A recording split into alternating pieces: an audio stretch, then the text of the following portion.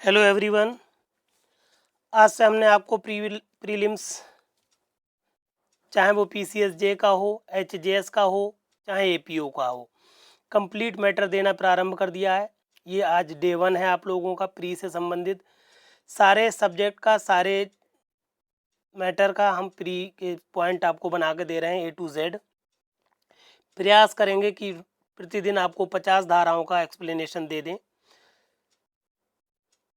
आज हम लोग सीआरपी से यूज़ कर रहे हैं, शुरू कर रहे हैं, क्योंकि दंड प्रक्रिया संहिता का वेटेज हर एग्ज़ाम में सबसे ज़्यादा है और सबसे बड़ी संहिता मानी जाती है। इसीलिए यहाँ से शुरू कर रहे हैं हम सीआरपीसी से, और 1 से लेकर 50 धाराओं का एक्सप्लेनेशन हम आपको दे रहे हैं। सबसे पहले आ जाइए कि दंड प्रक्रिया संहिता जो है, इसको 1 जनवरी 1974 को राष्ट्रपति ने अनुमति दी थी। पहली धारा अध्याय 1 है। अध्याय 1 में हमने ब्रैकेट में लिख दिया है, धारा 1 से लेकर 5 तक की बात है। अध्याय इसलिए बता रहे हैं कि अध्याय भी पूछी जाती हैं। पहली अध्याय में क्या है, दूसरे में क्या है, धाराओं से प्रश्न आते हैं प्रीलिम्स में, अध्याय से प्रश्न आते हैं, चैप्टर से। पहली धारा क्या कर रही है? संक्षिप्त नाम, विस्तार और प्रारंभ। इस अधिनियम का संक्षिप्त नाम दंड प्रक्रिया संहिता 1973 है। इसका विस्तार, स्टार लगा हुआ है, इसलिए लगा हुआ है, यहाँ पर पहले जम्मू कश्मीर राज्य हुआ करता था। अब चूंकि उसको 2019 के संशोधन द्वारा केंद्र शासित प्रदेश बना दिया गया, इसलिए जम्मू कश्मीर यहाँ से हटा दिया गया है। स्टार की जगह जम्मू कश्मीर था। अब इसका विस्तार संपूर्ण भारत पर है, परंतु इस संहिता के अध्याय 8, 10 और 11 से संबंधित उपबंधों से भिन्न उपबंध नागालैंड राज्य और जनजातीय क्षेत्रों को लागू नहीं होंगे। ये पॉइंट बहुत ध्यान से समझ लें कि जो अध्याय 8 है, 10 है और 11 है, सिर्फ यही उपबंध नागालैंड राज्य और जनजातीय क्षेत्रों को लागू होते हैं। बाकी ये संहिता इन 2 जगहों पर नागालैंड राज्य और जनजातीय क्षेत्रों को लागू नहीं होगी। अब हमने संक्षेप में लिख दिया है कि अध्याय 8 में क्या है। अध्याय 8 एग्जैक्टली धारा 106 से लेकर 124 तक है, जो कि बताती है परिशांति कायम रखने के लिए और सदाचार के लिए प्रतिभूति। अध्याय 10 क्या कहती है? ये धारा 129 से 148 तक है, लोक व्यवस्था और प्रशांति बनाए रखना। अध्याय 11 क्या कहलाती है? पुलिस का निवारक कार्य, धारा 149 से लेकर धारा 153। उसके बाद ये आप आ जाइए, ये 1 अप्रैल 1974 को परिवर्तन हुआ इसका। धारा 2 जो है सीआरपीसी की, वो परिभाषाओं से संबंधित है, जिसमें पहली परिभाषा 2 काम में बताई गई है। जमानती अपराध लिखा हुआ है। जमानती अपराध से ऐसा अपराध अभिप्रेत है जो प्रथम अनुसूची में जमानती के रूप में दिखाया गया है और यह तत्समय प्रवर्तित किसी विधि द्वारा जमानती बनाया गया है, और जमानती अपराध अजमानती अपराध से कोई से भिन्न अन्य अपराध अभिप्रेत है। समझ रहे होंगे आप कि जो जमानती है वो हो गए पहली अनुसूची में जो बताया गए, और इसके अलावा अगर इसके अलावा कोई अपराध है तो वो अजमानती अपराध है। अगर पूछा जाए जमानती और अजमानती अपराध कहाँ है, तो 2 काम है।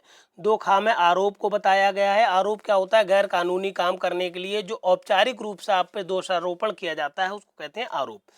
2 काम में संज्ञेय अपराध बताए गए हैं। संज्ञेय अपराध कौन से अपराध हैं? वे अपराध होते हैं जिसमें पुलिस अधिकारी क्या करता है, अनुसूची प्रथम के अनुसार या किसी अन्य विधि के अनुसार बिना वारंट के गिरफ्तार कर सकता है। तो वो सारे अपराध संज्ञेय या कॉग्निजेबल अपराध है। 2D में परिवाद कंप्लेंट है। कंप्लेंट क्या होता है? मजिस्ट्रेट द्वारा कार्रवाई किए जाने की दृष्टि से मौखिक या लिखित रूप में उससे किया गया ये अभिकथन अभिप्रेत है कि किसी ने, चाहे वो ज्ञात हो या अज्ञात, अपराध किया है, किंतु उसके अंतर्गत पुलिस रिपोर्ट नहीं है। परिवाद को ध्यान से समझ लें। फिर 2G में जांच है, इंक्वायरी। ये सारे सेक्शन पूछे जाते हैं कि जांच कहाँ पर है, तो 2G में। इंक्वायरी क्या होती है? विचारण से भिन्न प्रत्येक ऐसी जांच जो इस संहिता के अधीन मजिस्ट्रेट या न्यायालय द्वारा की जाए, तो वो सारी की सारी प्रक्रिया कहलाती है जांच। 2H में अन्वेषण है। अन्वेषण क्या है? वे सब कार्रवाइयाँ अन्वेषण के अंतर्गत आती हैं जो इस संहिता के अधीन पुलिस अधिकारी द्वारा या मजिस्ट्रेट से भिन्न किसी भी ऐसे व्यक्ति द्वारा जो मजिस्ट्रेट द्वारा इस निमित्त प्राधिकृत किया जाता है साक्ष्य एकत्रित करने के लिए की जाए। 3-4 पॉइंट इसमें है कि अन्वेषण कौन करता है, अन्वेषण के लिए कौन नियुक्त करता है और अन्वेषण का उद्देश्य क्या है, साक्ष्य इकट्ठे करना। ये सारे पॉइंट्स आप याद रखें। एक एक पॉइंट से आपको 4-4 5-5 प्रश्न मिलते हैं हर प्रीलिम्स के एग्जाम में, चाहे वो कहीं का भी PCSJ हो, HJS हो या APO हो। इसीलिए सारे लोगों के लिए इम्पोर्टेंट कंटेंट है, चाहे वो PCSJ की तैयारी कर रहे हो, APO की कर रहे हो या HJS की कर रहा हो या कहीं पर भी लीगल पॉइंट से हर तरह से ये इम्पोर्टेंट है। फिर आ जाइए धारा 2I न्यायिक कार्रवाई से संबंधित है। क्या होती है न्यायिक कार्रवाई? ऐसी कोई कार्रवाई जिसके अनुक्रम में साक्ष्य वैध रूप से शपथ पर लिया जाता है या लिया जा सकता है। 2L में असंज्ञेय अपराध को परिभाषित किया गया है। असंज्ञेय अपराध क्या है? ऐसा अपराध जिसमें पुलिस अधिकारी को वारंट के बिना गिरफ्तार करने का अधिकार नहीं है। फिर 2N में अपराध बताए गए हैं, CRPC के धारा 2N में है और अगर IPC की बात की जाए तो IPC की धारा 40 में अपराध को परिभाषित किया गया है। अपराध क्या होता है? ऐसा कोई कार्य या लोभ जो तत्समय प्रवृत्त किसी विधि द्वारा दंडनीय बना दिया गया है, वो क्या है? अपराध है। 2O में O फॉर ऑफिसर, पुलिस थाने का भार साधक अधिकारी। कांस्टेबल क्या होता है? भार साधक अधिकारी कांस्टेबल की पंक्ति से ऊपर का पुलिस अधिकारी जो राज्य के निर्देश पर कार्य करे उसको क्या कहते हैं? पुलिस का भार साधक अधिकारी। 2Q में प्लीडर को परिभाषित किया गया। प्लीडर हर वो व्यक्ति है जो विधि व्यवसाय करने के लिए प्राधिकृत किया जाता है। 2R में पुलिस रिपोर्ट है। पुलिस रिपोर्ट से तात्पर्य है पुलिस अधिकारी द्वारा धारा 173 की धारा 2 के अधीन मजिस्ट्रेट को भेजी गई रिपोर्ट कहलाती है पुलिस रिपोर्ट। फिर 2U में लोक अभियोजक है। लोक अभियोजक क्या होता है? धारा 24 के अधीन नियुक्त व्यक्ति अभिप्रेत है। इसके अंतर्गत लोक अभियोजक के निर्देशों के अधीन कार्य करने वाला व्यक्ति भी आता है। ये पूरी लाइन आपको याद रखना है। ऑप्शन में मिलता है कि प्राधिकृत व्यक्ति या निर्देशों के अधीन व्यक्ति या दोनों, तो दोनों हैं ये। फिर धारा 2W में आ जाइए, सम्मन मामला से संबंधित है। सम्मन मामले से क्या क्या होते हैं? ऐसा मामला सम्मन मामला कहलाता है जो किसी ऐसे अपराध से संबंधित है जो वारंट मामला नहीं है। WA में पीड़ित व्यक्ति को बताया गया है, ऐसा व्यक्ति जिसे उस कार्य या लोभ के कारण कोई क्षति या हानि कारित हुई है जिसके लिए अभियुक्त व्यक्ति पर आरोप लगाया गया है और पीड़ित पद के अंतर्गत उसका संरक्षक या विधिक वारिस भी आता है। ये बात ध्यान रखेंगे, पीड़ित व्यक्ति खुद तो पीड़ित व्यक्ति ही है और उसके अंतर्गत क्या जो है संरक्षक या विधिक वारिस भी आते हैं। फिर आ जाइए आप 2X में वारंट मामला। वारंट मामला क्या होता है? ऐसा मामला जो मृत्यु, आजीवन कारावास या 2 वर्ष से अधिक की अवधि के लिए कारावास से दंडनीय किसी अपराध से संबंधित है, वो सारे के सारे मामले क्या करेंगे? वारंट मामले कहलाएंगे। अब अध्याय 2 में धारा 6 से लेकर 25 का तक की बात की गई है। सबसे पहले आप आ जाइए और इस अध्याय का मकसद क्या है? दंड न्यायालय और कार्यालयों का गठन।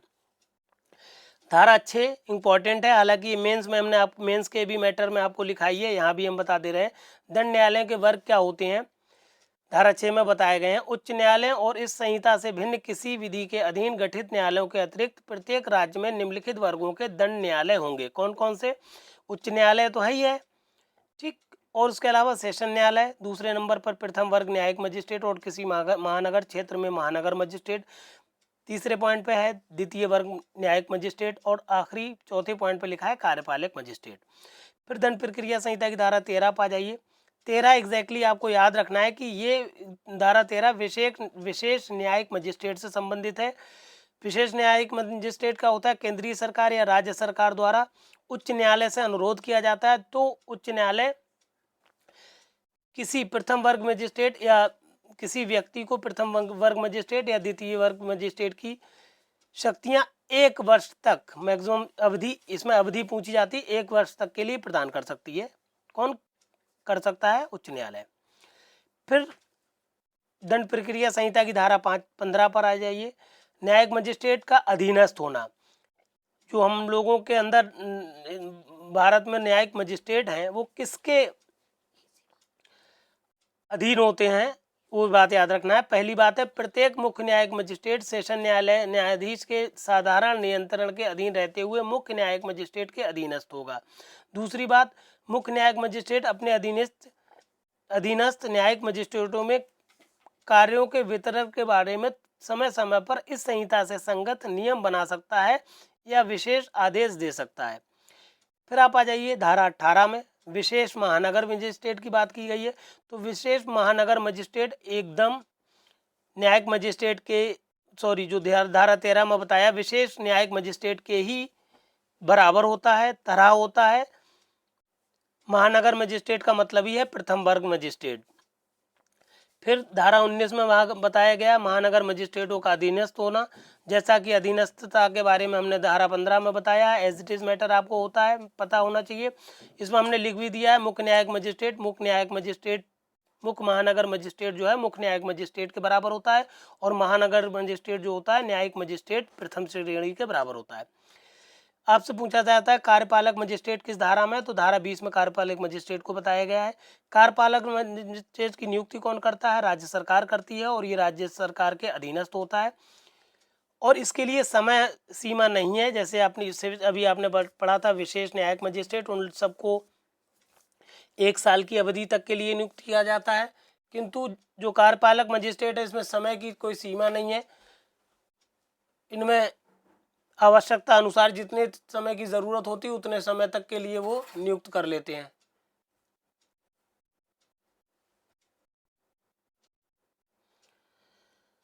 धारा 24 में लोक अभियोजक को परिभाषित किया गया। लोक अभियोजक क्या होते हैं, इनकी नियुक्ति केंद्रीय सरकार या राज्य सरकार द्वारा की जाती है।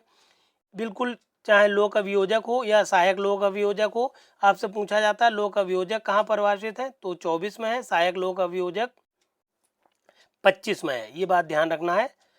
फिर आप आ जाइए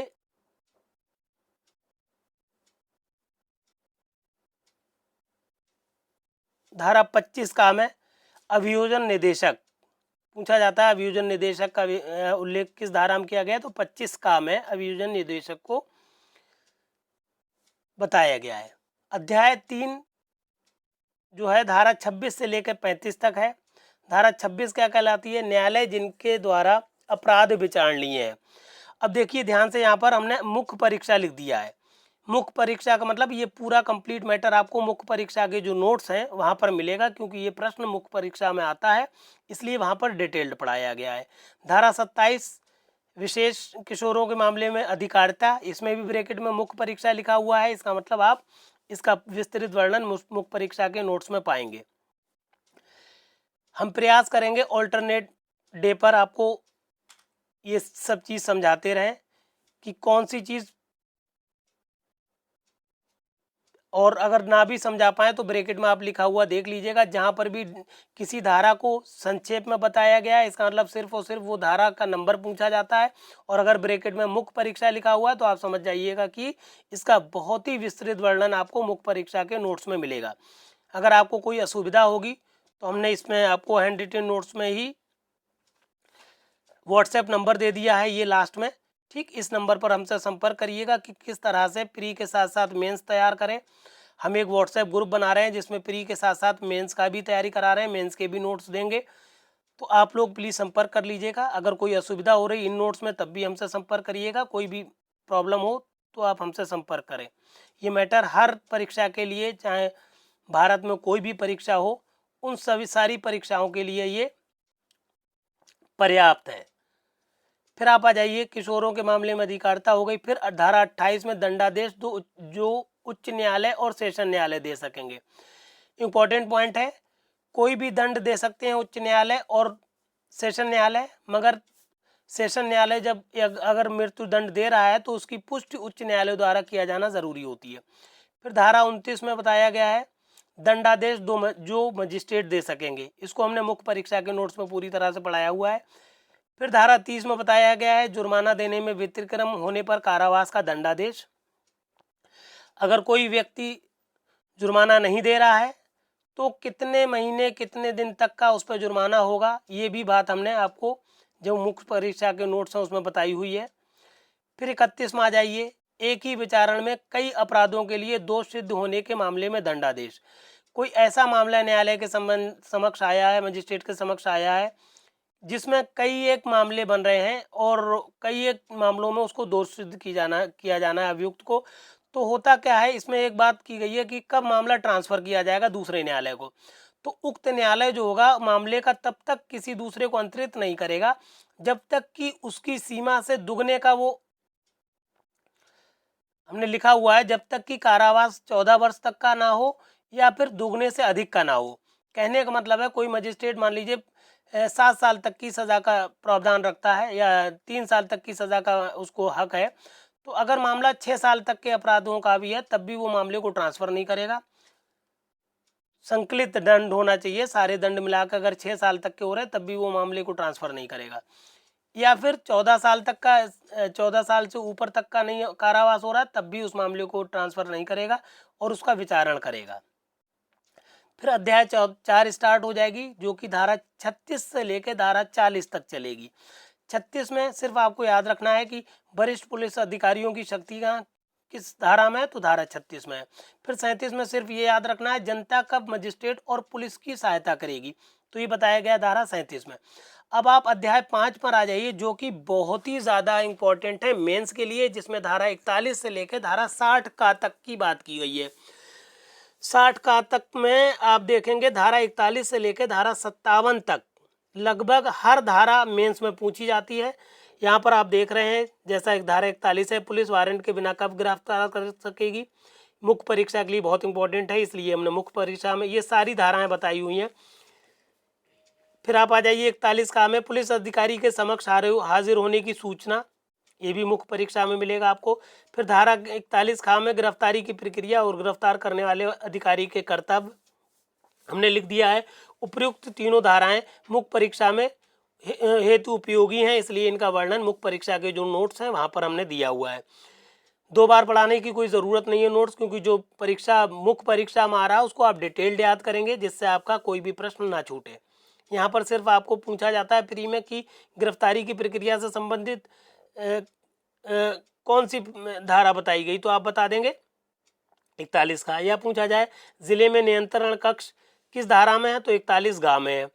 नियंत्रण कक्ष कौन स्थापित करता है, राज्य सरकार। तो यहाँ पर सिर्फ हमने प्रीलिम्स के हिसाब से मैटर दिया है। जो ऑब्जेक्टिव परीक्षाएं हैं, चाहे वो आपकी ऑल इंडिया बार का जो एग्ज़ाम होता है AIB, उसके लिए, चाहे आप किसी प्रीलिम्स की तैयारी कर रहे हैं, पूरे नोट्स हैं, इसमें कोई भी पॉइंट छूटा हुआ नहीं है, एकदम कंप्लीट नोट है, एक भी पॉइंट नहीं छूटेगा। आप लोग पर अच्छे से तैयारी करें, सेलेक्ट हो जाएंगे हर हाल में। फिर धारा 41 घा में क्या करा है, गिरफ्तार किए गए व्यक्ति का पूछताछ के दौरान अधिवक्ता से मिलने का अधिकार। ये भी हमने आपको मेंस में पढ़ाई हुई है कि अगर कोई व्यक्ति जो गिरफ्तार किया गया है और वो अभिरक्षा में, पुलिस अभिरक्षा में है, तो उसको जब उससे पूछताछ की जाए तो वो पुलिस अधिकारी से ये अपेक्षा कर सकेगा कि उसके अधिवक्ता के सामने ही उसकी पूछताछ की जाए। इस तरह से ये 41 घा हो गई। फिर 42 में सिर्फ ये बताया गया है कि अगर नाम पता बताने पर कोई व्यक्ति असंज्ञेय अपराध से संबंधित लग रहा है और नाम पता नहीं बता रहा, तो उसकी गिरफ्तारी कर लीजिए, और जैसे ही वो नाम पता बता दे तो उसको छोड़ दिया जाए। धारा 43 क्या कह रही है, प्राइवेट व्यक्ति द्वारा गिरफ्तारी और प्रक्रिया। तो अगर कोई प्राइवेट व्यक्ति किसी व्यक्ति को पूछा जाता है, प्राइवेट व्यक्ति किसी व्यक्ति को गिरफ्तार कर सकता है, तो बिल्कुल कर सकता है। फिर उसके बाद गिरफ्तार करने के बाद वो पुलिस अधिकारी को सौंपेगा और उसमें उसकी प्रक्रिया वही होगी जैसे कि वो पुलिस अधिकारी ने गिरफ्तार किया हो, उसकी तलाशी लेगा और ये सब काम करेगा। धारा 44 में देखें, मजिस्ट्रेट द्वारा गिरफ्तारी, ये बहुत इंपॉर्टेंट है, इसलिए मुख्य परीक्षा में ये आता है प्रश्न। मजिस्ट्रेट भी गिरफ्तारी कर सकता है, कैसे करेगा, ये पूरे हमने नोट्स में मेंस के बारे में नोट्स में पढ़ाया हुआ है। धारा 50 में आ जाइए, गिरफ्तार किए गए व्यक्ति को गिरफ्तारी के आधारों और जमानत के अधिकार की इत्तला दी जाना। क्या कर सकते हैं आप, अगर किसी व्यक्ति को आपने गिरफ्तार कर लिया है तो आप गिरफ्तारी से संबंधित उसके बताएंगे कि किस आधारों पर आपने गिरफ्तार किया है। ब्रैकेट में हमने लिख दिया है कि ये मुख्य परीक्षा में प्रश्न आता है, इसलिए मुख्य परीक्षा में इसका वर्णन मिलेगा। जहां पर भी नोट्स में आपको ब्रैकेट में मुख्य परीक्षा लिखा हुआ मिल जाए, इसलिए आप समझ जाइएगा कि ये नोट्स, कंप्लीट नोट्स आपको मुख्य परीक्षा में बहुत डिटेल्ड पढ़ाए गए हैं। क्योंकि प्री में मैटर थोड़ा शॉर्ट में पढ़ाया जाता है, मेंस के लिए मैटर बहुत डिटेल्ड पढ़ाया है हमने। अब यहाँ पर नोट में लिख दिया है, अध्याय 5 में वर्णित अधिकांश धाराएं मुख्य परीक्षा में पूछी जाती हैं, जिन्हें हमने ब्रैकेट में मुख्य परीक्षा लिख दिया है, तथा इन धाराओं को हमने मुख्य परीक्षा के नोट्स में विस्तृत रूप में पढ़ाया है और उसके नोट्स भी उपलब्ध हैं। यदि आपको कोई समस्या आ रही है तो हमारे नीचे दिए गए नंबर पर संपर्क। ये हम हालांकि अपने मैटर में बता चुके हैं। ये नंबर हमारा व्हाट्सएप नंबर है 9450770672। जैसा कि हम बता चुके हैं, प्री के साथ साथ हम मेंस की भी तैयारी करा रहे हैं, मेंस की भी नोट्स दे रहे हैं। हालांकि नोट्स यूट्यूब पे भी आपको ऑब्टेन हो जाएंगे, मगर एक प्रॉपर वे में अगर आप तैयारी करना चाह रहे हैं तो इस नंबर पर हमसे संपर्क करें और एक ग्रुप बनाया हुआ उसमें ज्वाइन हो जाएं और सारे नोट्स आपको हम प्रोवाइड करा देंगे। हालांकि मेंस के भी नोट्स हम यूट्यूब पर देंगे आपको। आप चाहें तो डायरेक्ट यूट्यूब पर पढ़ सकते हैं, चाहे तो आप हमारे ग्रुप में ज्वाइन हो सकते हैं। इस तरह से हमने आपको आज सीआरपीसी की धारा 1 से लेके 50 धाराओं का वर्णन कर दिया, जो कि प्रीलिम्स एग्ज़ाम इंडिया में जितने भी एग्ज़ाम होते हैं, चाहे वो HJS को हो, PCSJ हो या APO हो या जो बार एसोसिएशन है, इनके जो इंट्रेंस एग्ज़ाम्स हैं उनके लिए, कहीं का भी कोई इंट्रेंस एग्ज़ाम हो, ऑब्जेक्टिव टाइप हो, उस सारे एग्ज़ाम के लिए इम्पोर्टेंट है। और ये नोट्स हमने PDF में आपको लगा के दे दिए हैं। जैसे आप वीडियो चलाएंगे तो PDF वीडियो में मोर लिख के आएगा, मोर को टच करेंगे तो डिस्क्रिप्शन बॉक्स खुलेगा और डिस्क्रिप्शन बॉक्स को टच करते ही PDF खुल जाएगा। इस PDF को आप डाउनलोड कर लीजिए। बेहतर तरीका ये है कि इस PDF को आप अपने हाथ में रखिए और इस PDF को, हार्ड कॉपी को अपने हाथ में रखने के बाद हमारी वीडियो को सुन लीजिए। मैटर आपको समझ में आ जाएगा। फिर 1-2 बार वीडियो को चलने दीजिए। इस मैटर को आप सारे लोगों को शेयर करिए, क्योंकि बहुत इंपॉर्टेंट मैटर है, बहुत इंपॉर्टेंट चीज़ हमने पढ़ाई हुई है। इसी तरह से आपको पर डे एक वीडियो मिलता रहेगा, day 1, day 2, day 10, day 11, day, इस तरह से वीडियो मिलेंगे आपको। पर डे एक वीडियो मिलेगा, जो कि पहले CRPC, फिर इस तरह से हम आगे आगे दूसरे सब्जेक्ट लेते चले जाएंगे। ये पूरा मैटर है, कंप्लीट मैटर है, सारे एग्ज़ाम्स के लिए ज़रूरी है। इसलिए जो भी बंदे लॉ से रिलेटेड हों, जो भी कानून की पढ़ाई कर रहे हों और हिंदी मीडियम को, उन सबको ये मैटर शेयर कर दीजिए और हमारे चैनल को सब्सक्राइब ज़रूर कर लीजिए, जिससे हम जैसे ही कोई वीडियो डालेंगे तुरंत आप तक नोटिफिकेशन पर चला जाएगा। और हाँ, बेल आइकॉन को ज़रूर प्रेस कर लीजिएगा, जिससे तुरंत के तुरंत आप तक नोटिफिकेशन पहुंच जाए। Thank you for watching this.